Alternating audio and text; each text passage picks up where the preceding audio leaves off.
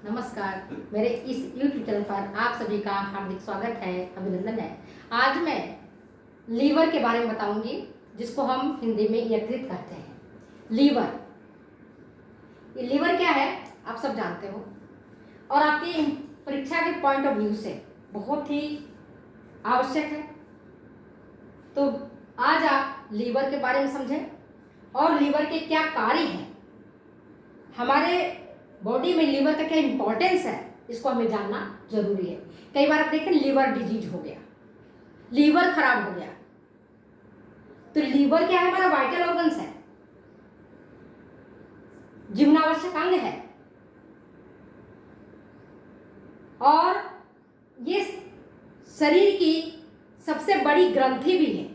ये confusing question आ सकता है, आपके पीजीटी एग्जाम के लिए जाते हैं, टीजीटी करते हैं, नेट करते हैं, या कोई भी परीक्षा आप देने जा रहे हैं, तो कई बार होता है कि लीवर क्या है, क्या ये ग्लैंड है, क्या ये ऑर्गन ऑफ द बॉडी है, तो आप घबरा जाते हैं ये क्या है। तो लीवर एक बड़ी ग्रंथि है और ये हमारा इंपॉर्टेंट ऑर्गन है, सबसे इंपॉर्टेंट ऑर्गन है, like heart, like brain, like kidney. ये हमारे बॉडी का स्टोरेज हाउस है, जो विभिन्न प्रकार के न्यूट्रिएंट्स को अपने अंदर संग्रहित करके रखता है, और जब कभी जरूरत पड़ती है तो हमें ये उन न्यूट्रिएंट्स को, हमारी बॉडी को विभिन्न कार्यों को करने के लिए देता है। तो पहले इसके हम देखते हैं कि क्या बनावट है। तो जब इसका बनावट देखोगे तो लीवर का बनावट वेज शेप होता है, इस तरह का तिकोना टाइप का होता है, भाला जैसा, हिंदी बात समझिए, वेज शेप, भाले की तरह इसका बनावट है। और इसमें दो खंड होते हैं, एक होता है लेफ्ट लोब और दूसरा होता है राइट लोब। मतलब एक होता है इसका बायां खंड और दूसरा होता है दायां खंड। तो जो बायां खंड होता है वह दाएं खंड की तुलना में छोटा होता है, और जो दायां खंड है वो बड़ा होता है, लगभग इससे 5 गुना। एक स्वस्थ व्यक्ति में अगर आप देखोगे, व्यस्त व्यक्ति में, आपको एक इंपॉर्टेंट क्वेश्चन बता रही हूं आपको कि एक स्वस्थ व्यक्ति का वजन लीवर का कितना होता है, यकृत का अगर आप देखोगे तो कितना होता है, कितना होगा, 1.5 किलोग्राम। ठीक है, कितनी वजन है, 1.5 किलोग्राम इसकी वजन होती है। और मेल का अगर पूछा जाए तो एक स्वस्थ व्यक्ति जो मेल है उसका वजन होता है 1600 ग्राम और फीमेल का होता है 1300 ग्राम। मतलब 1.6 केजी और यह है 1.3 केजी। तो एवरेज अगर पूछा जाएगा तो 1.5 केजी होगा, 1.5 किलोग्राम होता है लीवर का।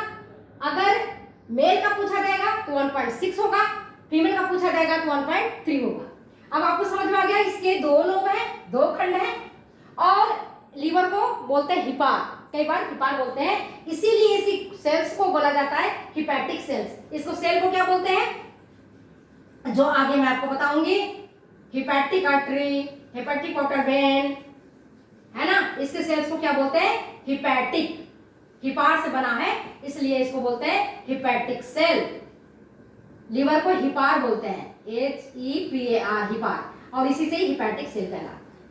ठीक है, अब आप देखो इसी में गॉल ब्लैडर होता है, जो मैंने आपको डाइजेशन के टाइम में पढ़ाया था, तो आपको बताया था कि पित्ताशय से पित्त निकलता है, और पित्ताशय कहाँ होता है, अपनी लीवर में होता है। लीवर में कहाँ, जो लेफ्ट लोब है और जो राइट लोब है, इसके दाहिनी तरफ होता है, यह है आपकी पित्ताशय, और यहीं से आपका पित्त का फॉर्मेशन होता है। पित्त का फॉर्मेशन कौन करता है, लीवर ही कर रहा है। कौन कर रहा है, आपका लीवर कर रहा है पित्त का फॉर्मेशन। तो यहां से जो नली निकल रही है आपकी, आपको दिख रही होगी, इस तरह की एक नली निकल रही है ये, और ये नली जो बाइल डक्ट में जाकर मिल जाती है, और ये है आपका जो आपका कटा हुआ पार्ट आपको दिख रहा है गोल सा, ये आपका डुओडेनम कहलाता है, पक्वाशय कहलाता है। तो पक्वाशय में आकर के पित्त मिल जाता है। इसी तरह से आपने जो एक संरचना ये दिख रहे हैं आप, ये है आपका पेंक्रियाज, अग्नाशय, और अग्नाशय से भी जो एक नली निकलती है वह भी पकवासे में आकर के खुल जाती है, और इससे जो रस निकलता है जिसको हम अग्नाशयी रस कहते हैं वह भी आकर के डुओडेनम में निकल जाता है। तो आज हम क्या पढ़ रहे हैं? आज हम पढ़ रहे हैं लीवर के बारे में। तो हम इस पार्ट के बारे में ज्यादा नहीं समझेंगे, और हमें पढ़ना क्या है? पित्ताशय के बारे में, और हमें मेनली लीवर के बारे में। तो लीवर समझ गए? लीवर के दो खंड होते हैं, एक होता है राइट खंड और दूसरा होता है लेफ्ट खंड, जिसको लोब बोलते हैं। अंग्रेजी में लोब बोलते हो, पिंडक बोलते हो हिंदी में। अब ये देखते हैं इसका काम क्या है, लीवर क्यों इंपॉर्टेंट है, क्यों इतना कहा जाता है आपका लीवर खराब हो रहा है, इतना नहीं आपको फैट खाना चाहिए, लीवर फैटी हो गया है, क्या कारण है इसका? तो आज हम इसके फंक्शन के बारे में जब जानेंगे तब हमें पता चलता है कि जब हम भोजन ग्रहण करते हैं तो वह भोजन ग्लूकोज फॉर्म में एब्जॉर्ब होता है हमारी बॉडी में।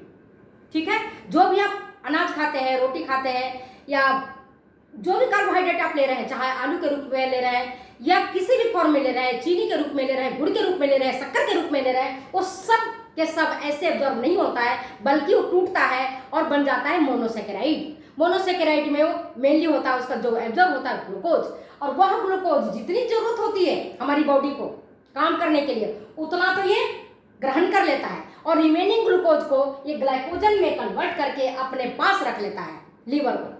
लीवर अपने पास उसको ग्लाइकोजन को रख लेगा, और जब कभी जरूरत हमें पड़ेगी तो यही ग्लूकोजन को वापिस ये ग्लूकोज में बदल देगा और हमें एनर्जी प्रदान करेगा। जब कब? जैसे हम यात्रा में जाते हैं, उपवास करते हैं, व्रत रखते हैं, या किन्हीं कारणों से हमें भोजन नहीं मिलता है, उस दौरान क्या करता है ये लीवर ही, जो उसके अंदर ग्लाइकोजन था, जो स्टोरेज हाउस था, जो भंडारण कर रहा था, वह ग्लाइकोजन को ही जरूरत पड़ने पर दे देता है और इसको बदल देता है किसमें? ग्लूकोज में। और हमारे बॉडी को क्या चाहिए? ऊर्जा के लिए ग्लूकोज चाहिए। तो ये ग्लूकोज हमें बॉडी में मिल गया और हमें काम करने की शक्ति मिल गई। तो ये मेटाबॉलिज्म करता है किसका? कार्बोहाइड्रेट का। फिर किसका करता है? ये प्रोटीन का मेटाबॉलिज्म करता है और उसको बदल देता है अमोनिया में। कब? पाइरुविक अम्ल को, डीएमिनेशन की क्रिया से इसको पाइरुविक अम्ल को बदल देता है अमोनिया में। और अमोनिया कैसा है? एक जहरीला गैस है। अगर ये अमोनिया रह गया बॉडी में तो हमारे पूरे खून को ये खराब कर देगा, जहर बना देगा। और हमारा जब अमोनिया गैस है NH3 जिसको हम बोलते हैं, ये गैस है, अमोनिया गैस है, ये बहुत ही हानिकारक गैस है, खतरनाक गैस है, जो हमारे हेल्थ को खराब कर देगा। अगर हमारा ब्लड में जाएगा तो ये जहरीला जहर घूम घूम करके प्रत्येक कोशिकाओं को डैमेज करेगा। तो क्या करता है लीवर?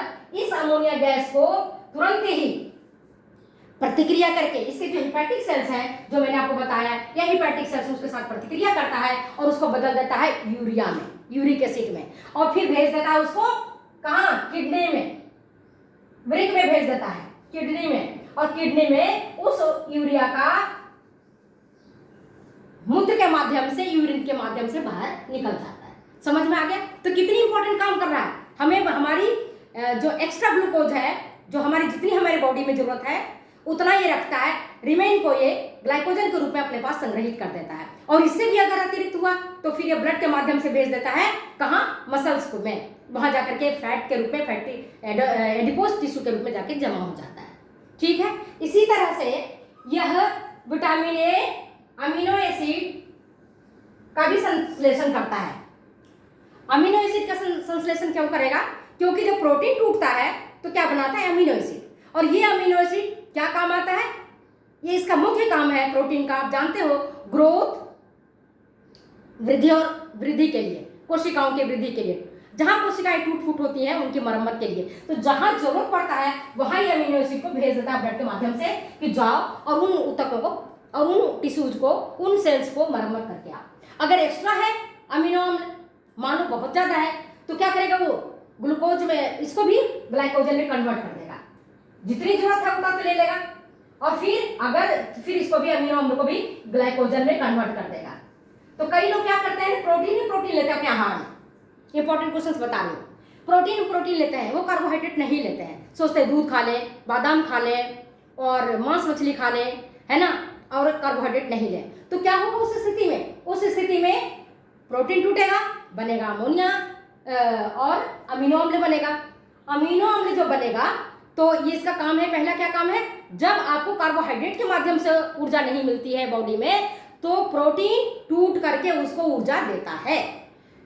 मुख्य ऊर्जा उत्पादक क्या है हमारा, फैट एंड कार्बोहाइड्रेट, जिसमें 60% तो अपने को कार्बोहाइड्रेट से 50 to 55% तो कार्बोहाइड्रेट से एनर्जी लेनी ही चाहिए।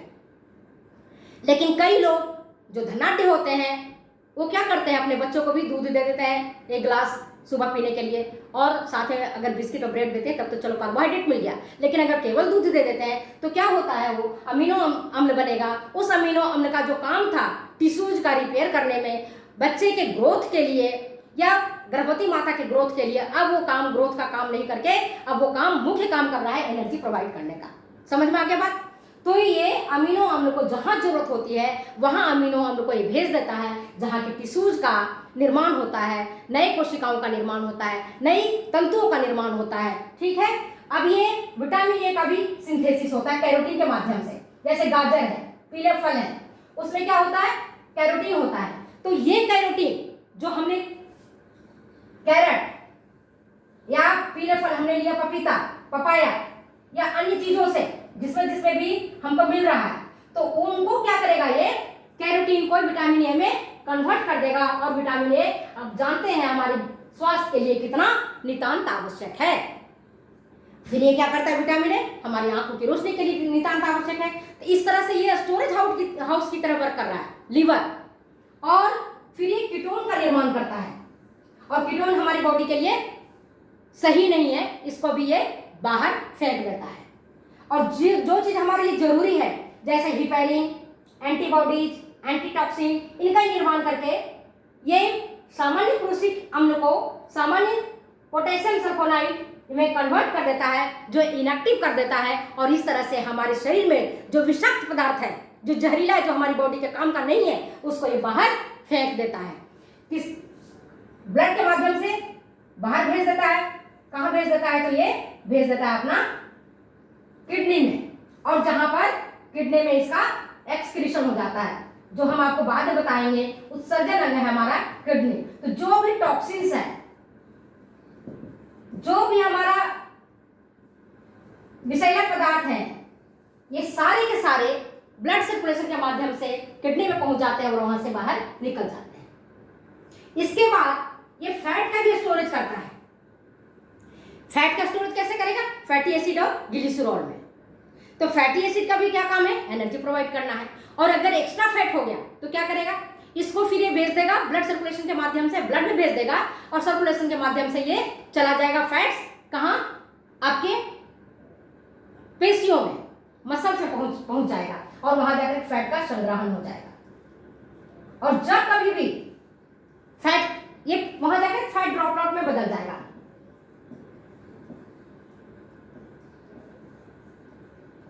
कहां बदलेगा, ये जो स्टोरेज किया एक्स्ट्रा हो गया, उसको फैट ड्रॉपलेट्स में ब्लड के रूप में भेज देगा, ब्लड सर्कुलेशन में। और ब्लड सर्कुलेशन के माध्यम से फिर ये आपके मसल्स में जाकर के ग्लाइकोजन के रूप में जमा हो जाता है, एडिपोज टिश्यू जिसको निर्माण होते रहता है। तो जो आप देखोगे एडिपोज टिश्यू है, जब कभी भी आप देखो व्रत करते हो, उपवास करते हो, कुछ भी करते हो, तो सबसे पहले लीवर ही आपको ऊर्जा देने का काम करता है। मान लो लीवर में ग्लाइकोजन अपने ही खत्म हो गया उसके पास, तो क्या करेगा, फिर वो मंगवाता है मसल से, मसल टूटता है, एडिपोज टिश्यू देता है ग्लाइकोजन, ग्लाइकोजन को देकर के फिर वो कन्वर्ट होता है ग्लूकोज में, और ग्लूकोज से फिर हमें मिलती है ऊर्जा। इस प्रकार से हमने देखा कि हमारा जो लीवर है इंपॉर्टेंट वर्क कर रहा है। इसके बाद आप ये देखो, और ये कैसी प्रक्रिया होती है, ग्लाइकोजीनोलाइसिस की प्रक्रिया होता है, जिसमें ग्लाइकोजन बनता है और ग्लाइकोजन फिर कन्वर्ट हो जाता है ग्लूकोज में। तो फैट के केस में भी पहले ग्लाइकोजेनोलाइसिस की क्रिया होगी, ग्लाइकोजन बदलेगा, ये ग्लाइकोजन फिर ग्लूकोज बदलेगा, और ये ग्लूकोज जो आपको तत्काल ऊर्जा देती है वो देने का काम करते हैं। इसलिए अगर आप 1 दिन व्रत करते हैं, 2 दिन व्रत करते हैं, 3 दिन व्रत करते हैं, तब पर भी आपकी बॉडी में ऊर्जा मिलती रहती है विभिन्न काम करने के लिए, और काम करते रहते हो आप। और लीवर क्या करता है, प्लाज्मा प्रोटीन, प्रोथ्रोम्बिन, फाइब्रिनोजेन का स्टोरेज करता है, अपने पास संभाल के रखता है। और ये सब क्या है, प्लाज्मा प्रोटीन, प्रोथ्रोम्बिन, फाइब्रिनोजेन, ये क्या है आपको पता होना चाहिए। ये आपका जब आप ब्लड पढ़ोगे या आपने ब्लड पढ़ा होगा तो ये सब ब्लड क्लॉटिंग का फैक्टर है। फाइब्रिनोजन, प्रोथ्रोम्बिन, ब्लड को जमाने वाला फैक्टर। मान लो आपकी उंगलियां कट गई, हाथ कट गए, पैर कट गए और वहां से खून बहने लग गया, तो खून निकलता चला जाएगा और उसको जमाने वाले जो कारक हैं वो यही सब हैं जो मैं आगे बताऊंगी जब ब्लड क्लॉटिंग पढ़ाऊंगी तब। तो ये इसका ये निर्माण करता है और उसको स्टोरेज करके रखता है, अपने पास रखता है और जब जरूरत पड़ती है तो ये देता है। इसके बाद विटामिन, जो फैट सोल्यूबल विटामिन है, जो वसा में घुलनशील विटामिन है, जैसे vitamin A, vitamin D, vitamin E और विटामिन के, इनका भी स्टोरेज करके ये लीवर रखता है अपने पास। और जो जल घुलनशील विटामिन है उनको भी ये स्टोरेज करके रखता है अपने पास, अब जब जरूरत होता है तो करके रखता है। लेकिन वाटर सोल्यूबल जो विटामिन है उसमें विटामिन B12 और B6 को स्टोरेज करके रखता है। और बाकी जो विटामिन होती है आपको पता है जल में घुलनशील है, तो जो जितनी जरूरत होती है उतना अपना पास रखेंगे और एक्स्ट्रा जो होगा सो क्या होगा, हमारे बॉडी में जो एक्सक्रीटरी सिस्टम है, किडनी है, और किडनी जो फंक्शन करता है पेशाब के माध्यम से वो चीज बाहर निकल जाता है। वाटर सोल्यूबल विटामिन जैसे विटामिन C है वो बाहर निकल जाएगा। ठीक है। और इसका जो मुख्य काम है मैंने आपको बताया क्या काम करना है, बाइल का सिक्रेशन करना। इंपॉर्टेंट वर्ड बता रही हूं, मुख्य काम क्या है इसका, सिक्रेशन ऑफ बाइल। बाइल को फॉर्मेशन भी करता है, निर्माण भी करता है और ये निकालता भी है, सिक्रेशन भी करता है और बाहर निकालता है। और ये जो बाइल यहां से बना निकल के आया वो निकल के चला जाता है डुओडेनम में, जहां ये पाचन का काम करता है। एक चीज और बताती हूँ, बाइल में जो हमारा पित्त रस है उसमें किसी भी प्रकार का एंजाइम नहीं होता है, इसके बावजूद भी वो डाइजेशन में मदद करता है। और किसका डाइजेशन में मदद करता है, खास करके फैट का, जो आप वसा खाते हैं उसका ये डाइजेशन में मदद करता है। तो इस तरह से हमने देखा कि इंपॉर्टेंट काम इसका जो है लिपिड्स का मेटाबॉलिज्म करना, प्रोटीन का मेटाबॉलिज्म करना, कार्बोहाइड्रेट का मेटाबॉलिज्म करना, बाइल का सेक्रेशन करना, बाइल का निर्माण करना, और जो फैट सोल्यूबल विटामिन है उनको ये संग्रहित करके रखना, वाटर सोल्यूबल विटामिन है उनको संग्रहित करके रखना, और जब कभी भी हमें जरूरत पड़ती है तो ये देता है। अब इसका हम देखते हैं कि कितने इसके सरफेसेज हैं। तो अगर आप इसको देखोगे लीवर के तो 5 सरफेस है, और ये सरफेस कौन कौन से हैं ये मैं आपको बताती हूँ। 5 सरफेस है। एक होता है एंटेरियर, दूसरा है एंटेरियर मतलब आगे का भाग, एंटेरियर। इसके सरफेसेस देखोगे तो 5 सरफेसेज इसके हैं। एग्जामिनेशन में पूछे जा सकते हैं यहाँ पे कि लीवर के कितने सरफेसेज हैं, how many surfaces of lever. तो आप क्या बताओगे, पहला एंटेरियर जो आगे का पार्ट है, दूसरा क्या है पोस्टेरियर जो पीछे का भाग को हम पोस्टीरियर बोलते हैं, सुपीरियर उर्दू का भाग जो ऊपर की तरफ रहता है उसको सुपेरियर बोलते हैं, जो नीचे की तरफ रहता है उसको हम इंफेरियर बोलते हैं, और एक होता है राइट पार्ट। इस तरह से आप देखेंगे इसके 5 सरफेस है। और मैंने आपको बता ही दिया कि बायां खंड छोटा होता है, दायां खंड इसका बड़ा होता है। तो आप समझ गए होंगे कि ये क्या काम करता है और किस तरह से फंक्शन कर रहा है।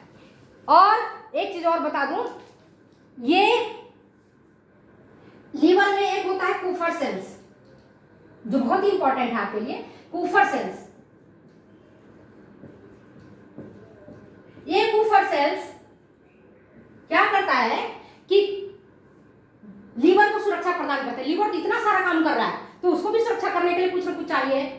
बैक्टीरिया से सुरक्षा उसको करना है, वायरस से उसको सुरक्षा करना है, विभिन्न प्रकार के उसमें जो टॉक्सिन बन रहा है उससे सुरक्षा करना है, अमोनिया गैस बन रहा है उसे सुरक्षा करना है। तो ये क्या करता है, सुरक्षा करने के लिए इसमें कूफर कोशिकाएं होती हैं जो कि क्या एक्सक्रीट करती हैं, कई प्रकार के चीजें निकालती हैं और इस तरह से उसको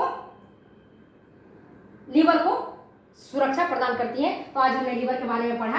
अगर आपको ये वीडियो अच्छी लगती है तो प्लीज शेयर करें, कमेंट करें, सब्सक्राइब करें। फिर मिलते हैं अगले वीडियो में।